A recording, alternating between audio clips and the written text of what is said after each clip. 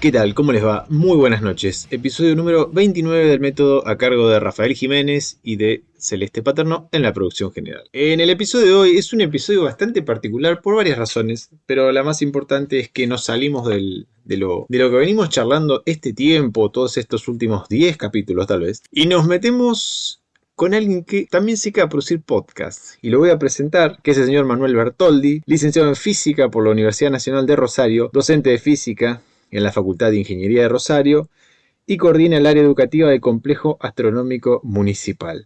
Muy buenas tardes, Manuel, ¿cómo te va? El método te saluda, ¿cómo andás? Hola, ¿cómo va? Bueno, muy buenas tardes y muchas gracias por la invitación. No, es un placer que estés acá.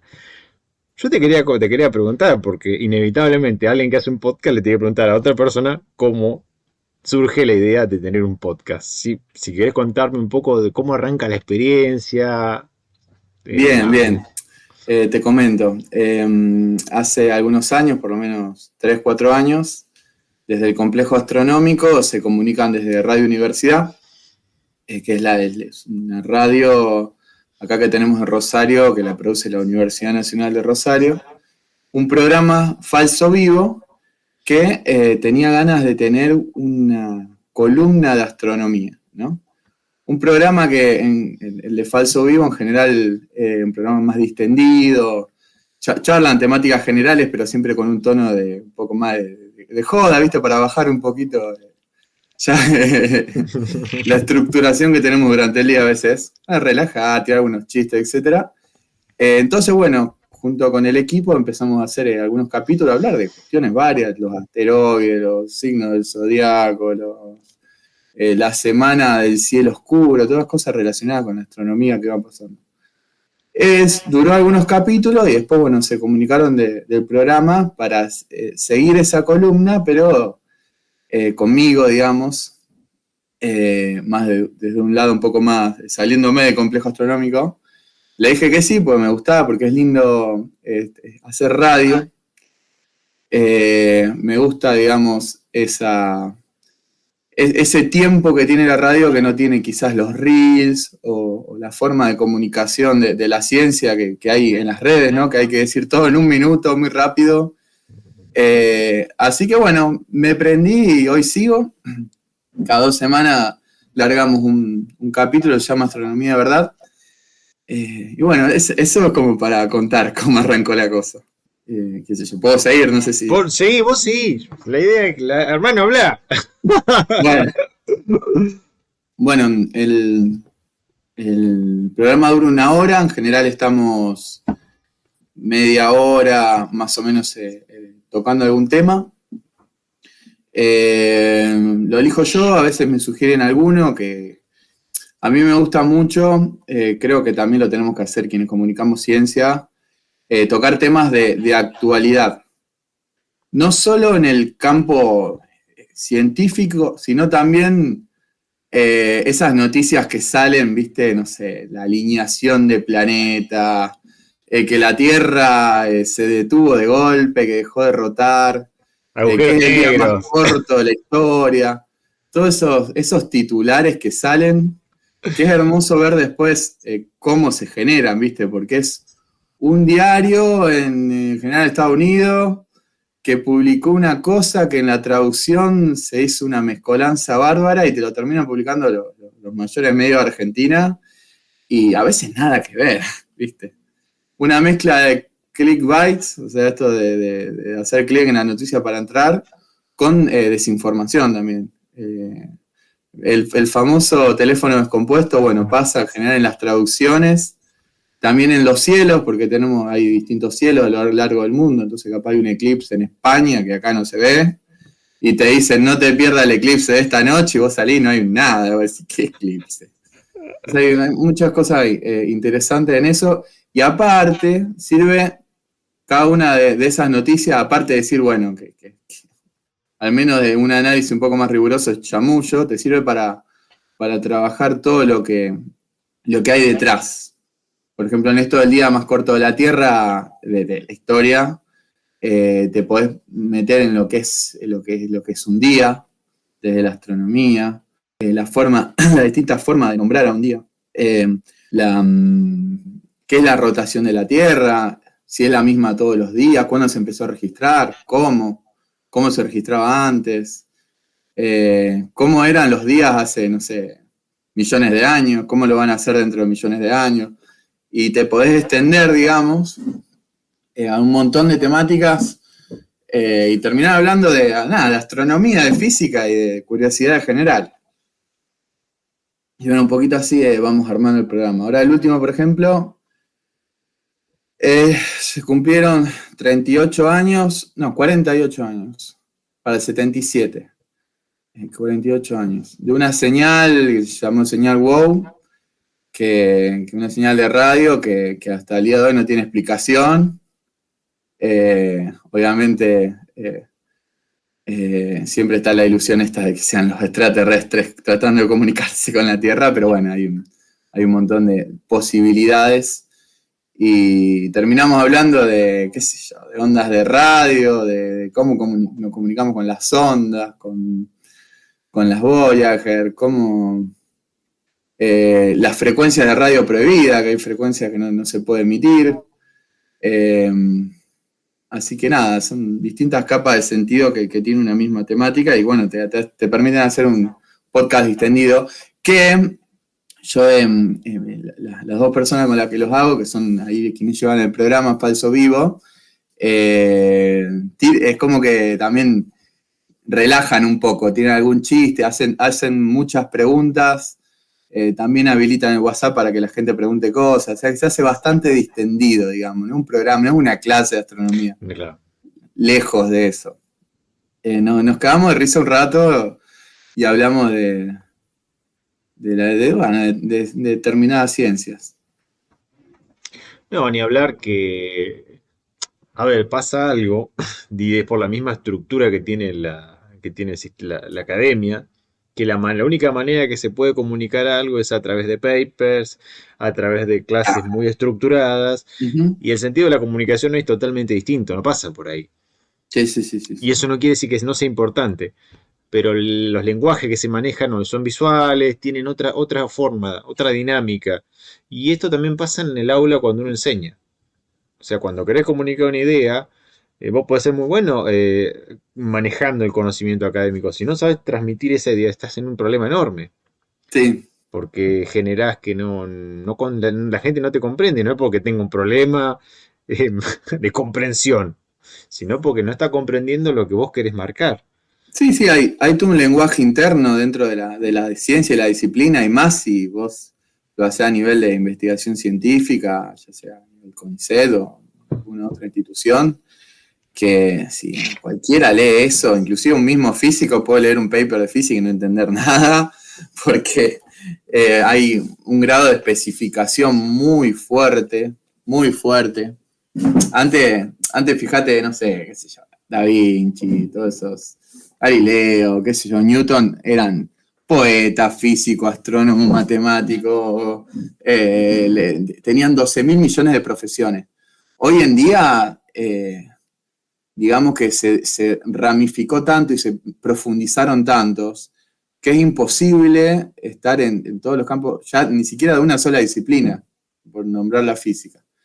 Y el hecho de que sea tan específico y tenga un lenguaje tan específico, como vos decís, a la hora de comunicarlo al público, es un quilombo. Así que es muy importante, o sea, no le vamos a pedir a todos los científicos también que sean excelentes divulgadores de la ciencia, porque justamente eligieron ser científicos e investigar. Creo que hay otro campo que es el de la comunicación de la ciencia, que es muy importante, que bueno, tenemos ahí en el Planetario Rosario, Complejo Astronómico, su nombre un poco más formal, y hay muchas otras instituciones, inclusive estos mismos organismos, el CONICET, por decirte acá, la Universidad Nacional de Rosario, tienen programa de comunicación de las ciencias para poder hacer esa conexión con la ciudadanía. Y también teniendo en cuenta que hay un montón de saberes de la ciudadanía que son importantes a la hora de construir ciencia. Ejemplo, algo súper sencillo, qué sé yo, se me ocurre los pescadores que pescan según, no sé, la posición de las estrellas, que a priori no tiene ninguna relación, pero profundizando un poco quizás hay Eh, Hay algo más que no tiene que ver con la posición puntual de las estrellas, pero sí con algo que se produce cuando están las estrellas ahí. No sé, qué sé yo, una subida de la correntada, que en ese momento se están reproduciendo más, que hace que se pesque más en ese momento. Entonces esas cosas que nacen de lo empírico, de la práctica, muchas veces son muy importantes para analizarlas desde el campo científico. Ahí se habla un poco de los saberes populares de la ciudadanía y la importancia que tiene también la investigación científica. Vos nombraste a Galileo, lo nombraste a Newton, obviamente. Galileo Newton lo tengo bastante presente, porque como No, estoy en pero una física eh, introductoria, están siempre ahí Galileo y Newton. no, desde ya, pero el hecho de que esos tipos lo que tenían era que la ciencia no estaba tan ramificada porque el positivismo todavía no existía. Cuando Mm, aparece el positivismo en el siglo XIX, ahí se ramifica todo. Esto es acá, esto es esto, o sea, sobre la base de la organización y separación en cajones de la ciencia, ahí se fragmenta el saber científico. Antes esos tipos, o sea, por ejemplo, Da Vinci era pintor, era arquitecto, no sé cuántas cosas más hacía. hay muchas cosas. Y eran hombres renacentistas. Bueno, Newton ya no. Newton ya no era renacentista, pero, o sea, estaban en el marco del Renacimiento, en donde empezaban a pensar cómo funcionaban las cosas por fuera de la lógica que imponía de alguna manera la religión. Sí. O sea, eso a partir del siglo XIX cambia. Cambia porque la ciencia se vuelve una dinámica en sí misma. Y eso Ujú, lo da el positivismo. Claro, era la herramienta necesaria quizá para ordenar un lenguaje, un discurso, un conjunto de prácticas, ¿no? ujú, Y en relación a lo que es la comunicación de la comunicar una idea, un concepto, no es, o sea, es fácil y no es tan fácil. O sea, tratar de comunicar una idea y que sea comprensible para el común de las personas no es algo simple. O sea, no es tan fácil explicar la gravedad. No es simple porque vos, si querés hacer una buena comunicación, tenés que entender el lenguaje ciudadano y tenés que entender el lenguaje experto científico. Entonces tenés que poder hacer esa conexión, esa transposición didáctica, si querés, se le puede decir más a nivel educativo. Y no es fácil, porque si vos te pones a explicar por qué la gravedad y la fuerza y etcétera, él termina, ¿qué fuerza? ¿Qué es eso? Yo fuerza lo único que sé que una fuerza cuando empujo, cuando tiro algo. Entonces es muy sutil, digamos, a veces las palabras o la forma que tenés que usar para que una idea se entienda, ¿no? Y a veces te tenés que salir un poquito de lo correcto, ¿no? En el lenguaje científico. Hay que poder, digamos, tengo un compañero que dice que cuando comunica astronomía le falta respeto un poco a la astronomía, pero a veces es necesario para poder generar ese saber o esa curiosidad en quien está curioso de aprender astronomía, por decir astronomía. Yo en realidad en mi campo Sí, más parte de la física, pero la astronomía la practico bastante, aparte el podcast es de astronomía. sí. Hay, Si bien partís a cualquier lado después, bueno, hay una página que se llama Biología desde cero, que es un chabón que todo el tiempo está subiendo memes sobre biología. ajá. Está bien, no sé si es lo más apropiado, pero te hace pensar, siempre está hablando de los tardigrados, por ejemplo. O Ah, los sea, famosos telegrados, sí. ¿quién sabe que es un tardigrado? Nadie. Eh, y creo que es una manera interesante por ahí de intentar acercar un lenguaje complejo Ajá, a la persona, a las personas comunes. Después hay algo que decía un amigo mío que trabaja en CONICET, que es investigador, ujú. es que la academia se dedica a escribir para la academia. Claro, O sea, el lenguaje es para otros académicos que evalúan, por ejemplo, vos escribís una exacto, tesis, vos estás pensando en escribir eso para otros 5 evaluadores que, sí, claro, esto es totalmente así, lo vamos a validar y nada más. Y es exacto. como una suerte de carrera de ratas, así donde te metes eh, y no puedes ver otra cosa, no hay otra cosa, no hay otra forma de pensar. Ujú. Por eso, quizá para las personas que se dedican a hacer ciencia, el campo literario es tan rico, tan prolífico, ¿no? O buscar una Sí. vertiente como haces vos, que te dedicas a la comunicación por fuera del ámbito estrictamente académico. Ujú. Sí, sí, la radio es un lugar lindo. Eh, todo lo que tiene que ver con Insta, TikTok, también está bueno. A mí me choca un poquito la rapidez, pero es una realidad que hay mucha gente que consume esas plataformas. Así que bueno, lo que está bueno es que haya en todos lados que haya al menos una persona comunicando. Y también algo interesante, que antes quizás el saber científico era como quien primaba, ¿no? Quien tenía la razón. Nadie le iba a cuestionar nunca a un tipo que estaba estudiando o a un docente universitario. Y hoy en día, más que nada con los medios, etcétera, el saber científico es una esferita más entre millones de saberes y de opiniones y de opinólogos. Entonces, cuando hay tanta, creo que, desinformación, es cuando más tenemos que estar presentes en todos los medios y en todas las maneras posibles de comunicar al menos lo que creemos. ¿Sí? Hay que salirse un poco de eso de que tenemos la verdad. Lo que creemos y lo que creemos que está bien, ¿no? Porque si uno comunica ciencia, porque cree que la ciencia está bien, si no, no lo haría. No, ni hablar. Un poco alguna cuestión ética ya de entrada. Así que bueno, siempre yo a veces lo que veo es cuando la gente más del palo riguroso trata de comunicar ciencia, siempre lo hace quizás rebajando otros saberes, otras concepciones. En la astronomía es clásico sacarle mano a la astrología, ¿no? Esa gente que no sabe nada, que es todo mentira, que los astros están de otra manera, que es una forma de vender. Pero cuando va a la ciudadanía, el 80% de la gente consume astrología. Y mucha de esa gente que la consume la cree en serio. Entonces, si vos te parás del lado, nada, es todo mentira, eso es un chamullo, ya perdiste, ¿viste? Sí. Tenés que ser muy inteligente en cómo entrar a esa temática, que muchas veces es un campo de entrada a la astronomía, porque vos, ¿de qué signo sos Aries? Vos sabías que Aries es una constelación griega que está en el cielo, que la podés ver, que tiene tales estrellas.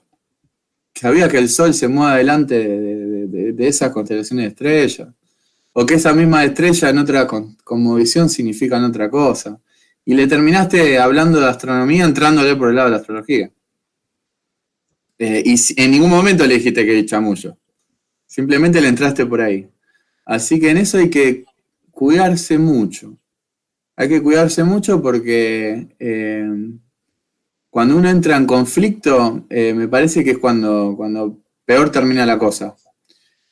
Más hoy, en que se desacredita mucho la ciencia.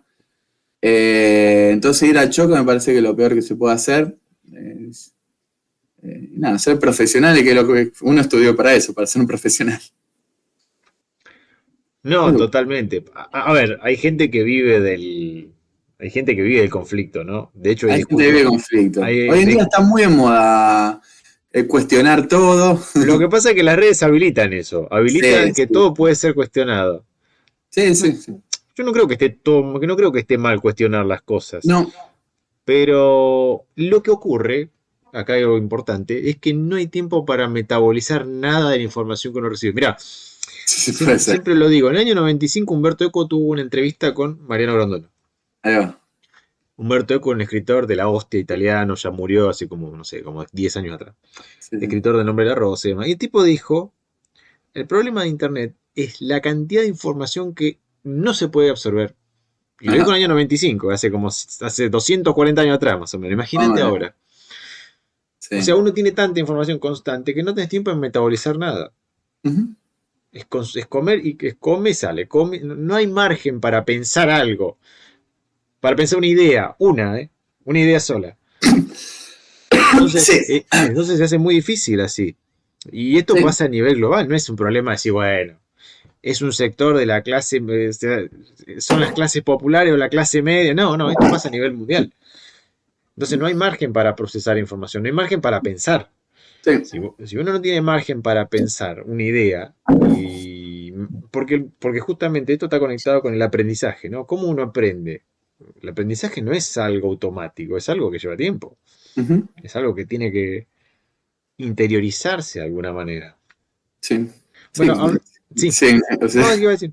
no, me quedé pensando, pero sí, en el tema de es cierto, el tema de la sobre. Nos pasa, o sea, que yo creo que las redes también, que lo veo yo en primer año, que hay mucha frustración en general, más cuando empiezan a estudiar, doy clases en física. Cuando empiezan a estudiar una carrera tan complicada, hay mucha frustración cuando hay un tema que no se entiende, pero muchísima frustración. Y yo creo que está todo relacionado, el tema de si no lo entendiste ya en el momento, no servís, ¿no? Claro. Que puede estar un poquito relacionado con el tema del tiempo de pensar, ¿no? Eh, Así que bueno, nada, son problemáticas que se vienen y hay que ver cómo las atravesamos. Sí, Eh, ni siquiera estamos hablando de la inteligencia artificial, no es que estamos no, diciendo, no, para nada. porque la inteligencia artificial dentro de unos años, todas las ecuaciones que uno pueda plantear las puede resolver de una manera instantánea. No, Sí, ni siquiera estamos hablando de eso.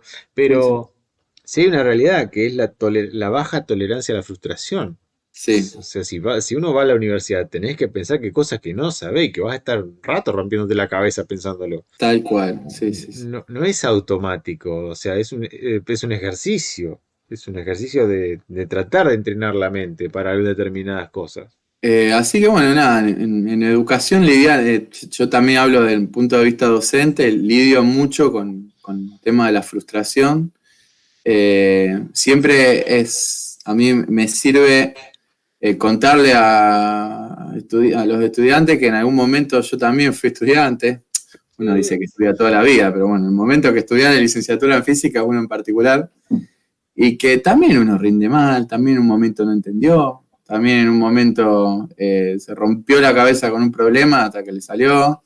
Y hoy en día te lo contamos del lado de docente, o sea que no es algo imposible. Eh, Así que, bueno, sí, varios problemas. El tema yo también coincido con lo que dijiste antes, de que está bueno generar espacios de crítica, de conflicto, de discusión en redes. eh,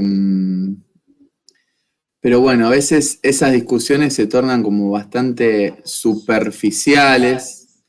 eh, o el hecho también de querer tener la razón. Hay muchas cositas dando vuelta. También un poquito lo que en particular, creo más que nada la astronomía tiene mucho de eso. eh, en intentar ser humildes cuando uno comunica algo. Eh, Qué sé yo, cuando estás hablando de alguna temática, ya sea astrología, terraplanista, la gente, bueno, que habla mucho de cuestiones energéticas, con los planetas, con la misma física cuántica, que se deriva a un montón de campos. Uno cuando cuenta algo, creo que la mejor forma de hacerlo es de un lado muy humilde. O sea, mira, a mí me parece esto, por tal cosa, ¿a vos qué te parece? ¿Cómo podés justificar lo que vos pensás?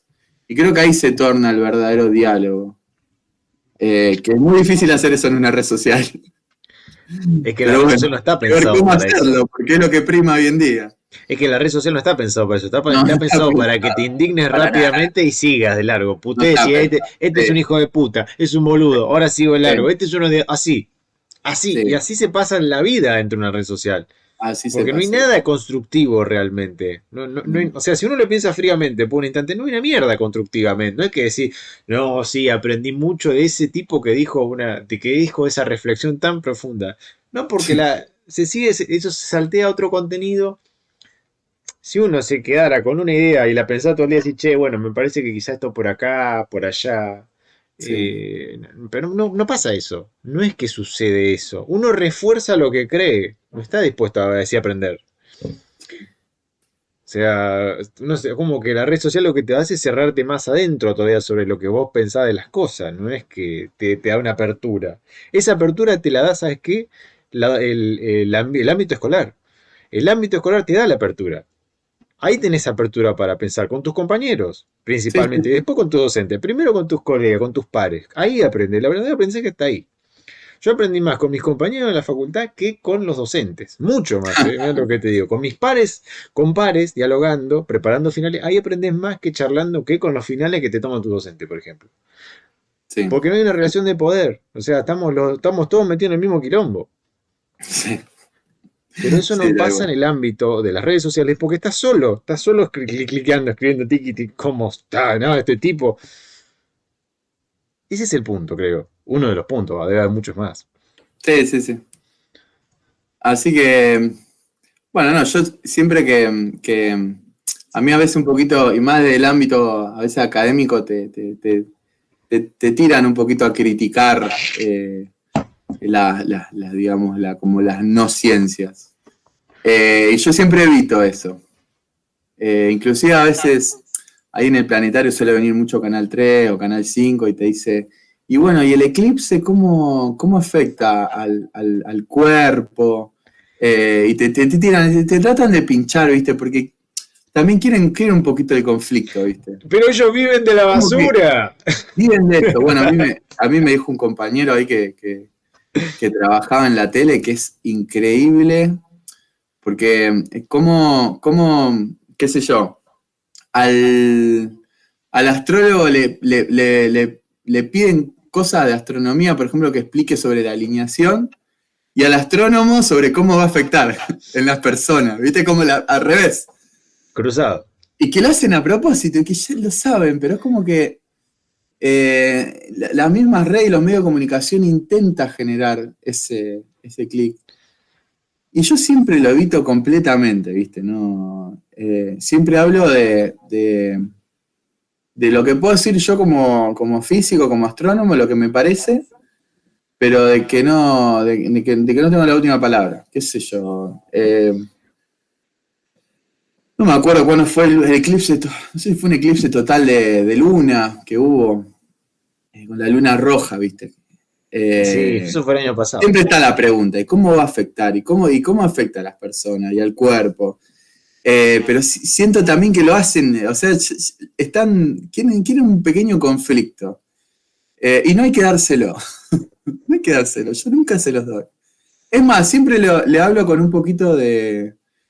em, em, qué sé yo, cuando es el tema de los eclipses, hablo un poquito de lo que sería el método científico, que justamente dentro del método científico está el diálogo con el otro. Eh, o sea, si hay algo, de una manera se construye la ciencia, es con medio de la grupalidad, porque inclusive en el análisis de papers, etcétera, hay un jurado y, hay algo que se llama la repetibilidad de ese experimento, esas experiencias, y el análisis, y si te parece que algo está bien o está no, o sea, hay mucho del humano, hay mucho de social en las ciencias exactas. Y eso trato de dejarlo reflejado cuando me empiezan a preguntar algo de este tono, ¿viste? Que justamente yo creo que en algún momento de la historia la ciencia nace justamente para quitarle la voz a la autoridad, que en su momento era la iglesia o quien sea, y poder pensar humildemente algo, y de muchos campos, de muchas miradas, ¿no? Por más que después quizás se convirtió en lo que juraba destruir, también el saber supremo, pero creo que hay que recordar un poquito de esa humildad con la cual nace la ciencia, ¿sí?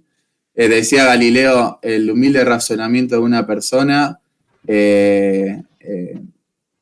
quizás es tan válido como humillar, algo así decía. Con respecto en su momento cuando hablaba del heliocentrismo y todos los quilombos que tuvo con la iglesia. Eh, Así que nada, también saber correrse de ese lugar. Y más en los medios de comunicación que te tratan de pinchar. Yo he visto también a comunicadores de la ciencia muy, muy conocidos que han cambiado su manera de comunicar la ciencia. Por ejemplo, Santolaya, que es recontra conocido. Que primero estaba, con los terraplanistas, por ejemplo, estaba muy picante. Y lo escuchás hoy, y el tipo tiene una humildad cuando habla de esas cosas. Eh, que genera otro tipo de conexión con la gente, ¿no? Inclusive algún terraplanista se lo pone a escuchar, yo creo. a ver, ahora que está un poquito menos subido, a ver qué tiene para decir sobre el terraplanismo. Entonces, bueno, es una pequeña reflexión que me viene de años de comunicar la ciencia y de cómo creo que es la manera quizás de romper un poco con esto que te generan las redes, de ir al choque, del sí, del no, del tengo razón o no tengo razón. Y esto pasa también un poco por el anonimato que generan las redes sociales. También, Porque si vos tenés a la misma persona delante, vas a hablar de otra forma. sí, Hablaría de otra manera. sí, sí, sí, sí, sí, sí. O sea, el anonimato que generan las redes sociales habilita la posibilidad de decir cualquier cosa. Y no importa si tenés razón o no, ni siquiera pasa por ahí. Sí, Eso también es lo que ocurre. sí, qué sé yo, en general las redes sociales todo texto. Y cuando uno habla con la voz, habla con las manos, con los gestos. Estamos perdiendo gran parte de la comunicación en las redes sociales y yo creo que eso se siente también. Digo, bueno, hay que tratar de condensar toda una idea en unas pocas palabras. A ver, Es un poco lo que quiere el sistema. O sea, es difícil. los quienes manejan las redes sociales piensan eso, justamente. Piensan que esta charla tendría que durar 1 minuto y medio, Sí, también. en realidad. Sí, Y lo cierto es que siempre pienso lo mismo para metabolizar un aprendizaje de lo que sea, ¿eh? Ponerle, no sé, música, ponerle que sea danza, ponerle que sea laburar de alfarero, artesano, es algo sí, que lleva mucho tiempo. O sea, esa contramano de las cosas reales, o sea, de la falacia que se vende en las redes. sí, Que sí, te sí. dicen, por ejemplo, perder peso en un mes, y cosas así por el estilo. Ujú. Todo es rápido y se resuelve fácil. No hay nada que se resuelva rápido y fácil. Todo lleva tiempo, todo. O sea, pensar una ecuación polinómica. O sea, lo que sea, te lleva tiempo. Te lleva mucho tiempo. O sea, lleva tiempo y tenés que pensar eso durante bastante tiempo también Sí, para aproximarse. Entonces tenemos un relato por arriba y lo que pasa por abajo es otra cosa. Es diferente. O sea, ni hablar de leer un libro, ¿no? Ni siquiera hablemos de eso. no, no, no, no. De sentarse y leer un libro completo. Eso es casi imposible. Sí, el tema de los tiempos en cuestión de productividad hoy en día, viste, cada vez la gente tiene menos tiempo. Uno escucha, ¿no? Y el día siempre duró lo mismo. Al menos, por lo menos de la física y la astronomía, en los últimos miles de años el día duró lo mismo. Así que es interesante hacer ese análisis. Bueno, acá nos fuimos un poco de tema, pero eh, qué sé yo, lo que vos decís. Hoy en día el sentarse a hacer nada ya es casi eh, una ofensa al sistema de producción actual que tenemos. Y hasta casi una forma de rebelarse. Sentarse un rato a hacer la nada misma. Sí, Tiempos de que cada segundo tiene que ser productivo. sí, Y totalmente. a veces justamente cuando más que nada en física, cuando uno está trabajando un problema, a veces justamente la mejor forma de resolver un problema quizás es correr un poco el eje de atención ahí y hacer otra cosa. Ocurren durante la carrera las famosas iluminaciones, que estás haciendo otra cosa, capaz que no sé, te fuiste a caminar o estás andando en bicicleta y decís, ya sé cómo se resuelve ese ejercicio de mierda. Y te viene en otro momento, en el momento en que tiraste la cabeza para otro lado. Así que hasta en la misma productividad, quizás la improductividad es buena. Sí, sí, totalmente. Eh, pero la exigencia sistémica es otra. Es que tenés que estar todo el tiempo haciendo algo. Sí, sí, sí, sí, sí. También, bueno, hoy en día creo que más hoy, que bueno, hay mucha gente que está laburando doble, triple, así que a veces no es una cuestión de elección, sino una cuestión de supervivencia. Sí, Pero bueno, a veces un tiempo que sí lo tenemos libre, necesitamos ocuparlo en algo y eso, bueno, también es poder darse cuenta de eso ya es un montón. creo. Sí, por ejemplo, también pasa en el plano literario pasa lo mismo. Cuando estás escribiendo algo y no lo podés cerrar, decir lo dejás y te vas a dar una vuelta y ahí de golpe emergen Sí. ideas y cosas. ¿Cómo fue el tema de la física? ¿Cómo llegaste a la astronomía? Bien. Bueno, a mí desde muy chico me gustaba la física, la ciencia, el científico. A los 9 años ya más o menos sabía que quería seguir algo relacionado a la ciencia. Y consumía muchos libros, alguna que otra serie de televisión. Siempre me interesó mucho. Nada, llegó el último año de secundaria y tenía física, biotecnología, y había tenido una profesora que me había dado muy buenas clases de psicología, así que se había abierto ahí un nuevo campo. Pero bueno, terminé por la física, aparte era como los que más astronomía tenía.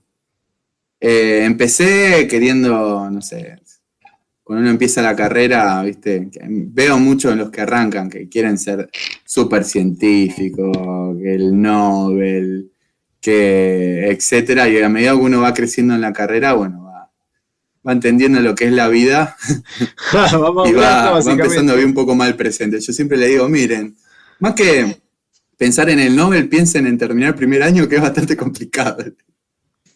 Eh, Así que bueno, fui avanzando en la carrera y empecé el profesorado porque me empezó a gustar mucho dar clase en la universidad. No me había nacido esa cosa antes, en la secundaria. Y a una pasantía en el complejo astronómico para el Museo de Ciencias. La empecé y bueno, de a poquito fui creciendo en el espacio. Bueno, hoy coordino una de las áreas, el área de educación. Eh, y en algún momento se bifurcó el camino en que tenía que seguir una carrera más a nivel CONICET o seguir en el planetario, no podía hacer las dos cosas. Y bueno, me di cuenta que me gustaba más lo que es la comunicación de la ciencia, se había abierto una parte muy social en mí, muy social, que quizás me quedaba un poquito fuera en una computadora trabajando un algoritmo y programación. Así que bueno, me quedé lleno ahí en el planetario y dando clase en la universidad. Pero nunca descarto nada. Lo lindo de estar en ese ambiente que uno nunca descarta nada, ¿no? Eh, No, pues si la comunicación es tu fuerte, es tu fuerte. y la comunicación me gusta, sí. Por Más que eso. ahora con el podcast me estoy formando un montón. Me parece algo muy lindo para hacer. Sí, comunicar es re Eh, entretenido. Tener un podcast es algo muy, pero muy divertido. ¿Eh? es divertido, es Eh, divertido. A veces lleva tiempo, es muy cierto, divertido. pero un tiempo que después se aprovecha. Más cuando la gente te dice, ¿no? Che, te escuché, qué lindo. Y te decía, bueno, gracias, vale la pena. Pagame. Realmente. Dejá- ahí está el link para el pago. Ahí está el link. Así que nada, ese fue un poco mi camino. Obviamente ahí en el complejo astronómico aprendí muchísimo de astronomía, o sea, en el acto de comunicar, de hacer eventos, de escribir algún que otro artículo. Hacemos todos los meses hacemos las efemérides, así que todos los meses sé lo que va a pasar más o menos en el cielo. Cuando está la luna llena, cuando hay una conjunción, cuando hay alguna lluvia de estrella, si hay algún evento particular, que siempre hay algún que otro cometa que viene. En general no son visibles, pero bueno, a veces se popularizan tanto que hay que escribir algunas pequeñas líneas sobre qué se trata, sobre quizás que para verlo hay que tener un equipo más Ah, especializado, pará, no puede ser así. esto está en el marco de la hipótesis conspirativa, porque no es teoría, son hipótesis. Ahí va. Escúchame, ¿el hombre llegó a la luna? Ah, uy, vos sabés que me encanta porque es una de las cosas que más te pregunta la gente. Hipótesis conspirativas son. ¿Llegó a la luna o no? Llegamos y se llegó 6 veces encima. Eso es una de entrada. Es como que eh, te dicen llegamos o no llegamos, como si se hubiera ido una sola vez. Entonces yo a veces en chiste le digo, mirá, poné en duda la primera, pero la otra 5 sí ya llegó. Es como, Pero para, ¿cuándo son las otras cinco? 6 veces se fue a la luna. Pero ¿y las otras? La primera sí, en el 69. ¿La otra Fueron 5? todo entre el 69 y el 73, ponele. Solamente. Sí, sí, sí. Como que le metieron ficha ahí y después dijeron, bueno, ¿para qué vamos a volver? No hay nada que hacer. Ahora está en términos de volver, pero porque quieren preparar, digamos, la misión para Marte. Entonces, una de prueba, no sé si van a poner algo en la Luna. Claro, yo En me el acuerdo mar. que no me acuerdo en qué sonda llegó el Pathfinder ahí, si mal no recuerdo, hace años. ¿Cómo? A Marte Ah, llegó un rover, sí. Robert Pathfinder, ¿no era? Que era tipo un Está cochecito. el Perseverance, el Curiosity, me parece que son los nombres que le ponen. Pero sí, sí, lo que se quiere hacer ahora es que quiere que vaya una persona, ¿no? Eh, Aparte es como es muy, muy difícil. Una persona en la superficie de Marte va a poder hacer cosas mucho mejores que un robot, digamos, que le tiene que mandar las instrucciones.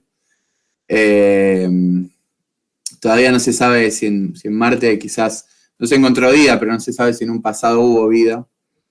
Para eso hay que hacer hay que excavar, hay que analizar, etcétera, y quizás la mano humana para eso sea un poco más bicha que un robot a distancia. Claro, pero estamos hablando de otro tipo de atmósfera en Marte, ¿no? Principalmente. Sí, no hay atmósfera casi en Marte, hay muy poquita. O sea, no se puede respirar. Ya Claro. de entrada tendríamos problema ahí. No podríamos andar caminando porque la radiación es muy fuerte. Pero bueno, es como lo más potable que hay en relación a los otros planetas del sistema solar. Y aparte el más cercano, después la Luna, lo más cerca que tenemos. Y bueno, nada, hay un montón de cosas que se hablan de la primer misión. Yo creo que, ya que bueno, el tema más acá es político en esas cuestiones, yo creo que la mayor prueba de que la humanidad, Estados Unidos llegó a la Luna es que lo aceptó la Unión Soviética. Yo creo que la mayor prueba es esa. Porque si hubiera sido un chamullo, no lo hubieran hecho tan fácil. Era casi como una guerra. Eso era una guerra a ver quién llegaba primero a la Luna. Entonces, aceptar la derrota es fuerte. Y eso es mucho más grande que cualquier otro tipo de prueba. Después te dicen que la bandera no flameaba porque no había viento. Y cuando te pones a buscar un poco, le pusieron un alambre. Después que la nave no dejó huella. Después que la sombra de no me acuerdo quién.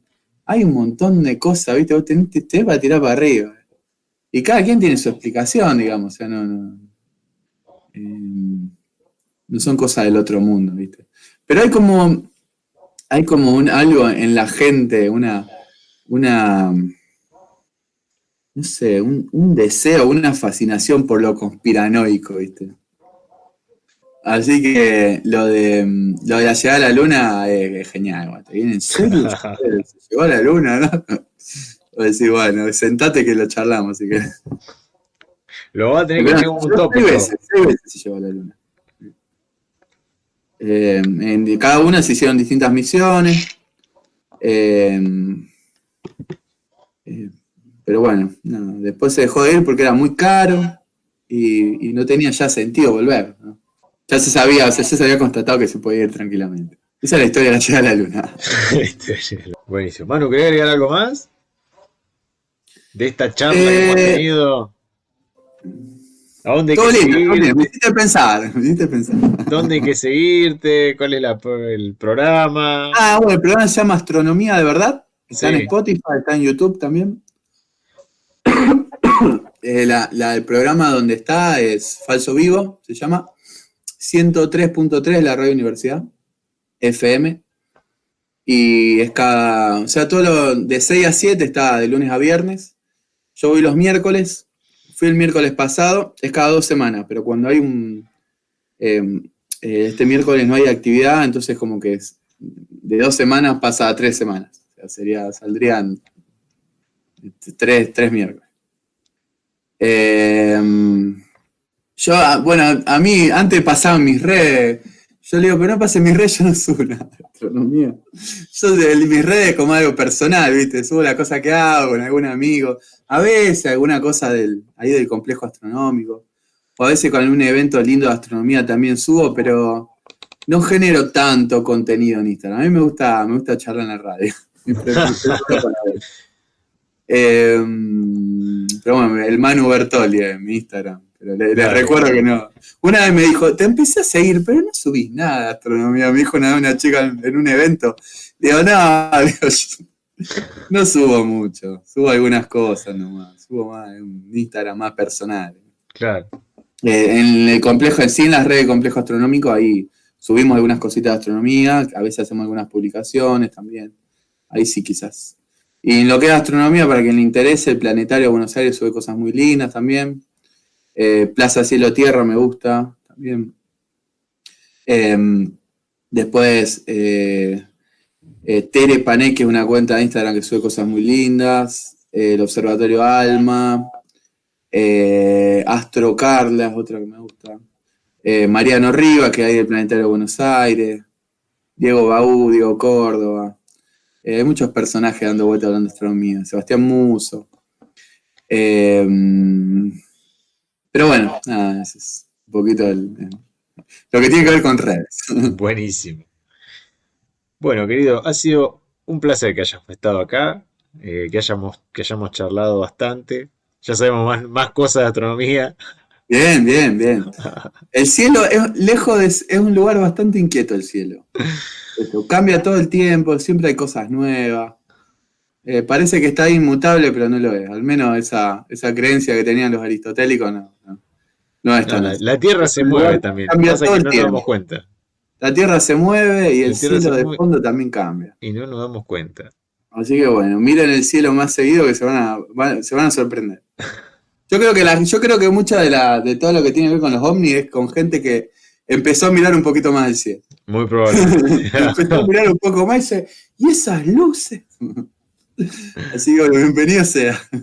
Ese otro campo gigante, el de los ovnis, es hermoso. Es hermoso. El tema de los extraterrestres es hermoso. Hermoso. Todo, desde el punto de vista científico, desde el punto de vista un poco más conspiranoico, todas las creencias que hay, es bellísimo ese tema. Y muy de actualidad, aparte. También, sí. Bueno, señores, agradecemos al señor Bertoldi por habernos acompañado en este episodio del método. Bueno, Muchas gracias, de verdad. bueno, un placer, un placer. Señores, esto fue el método.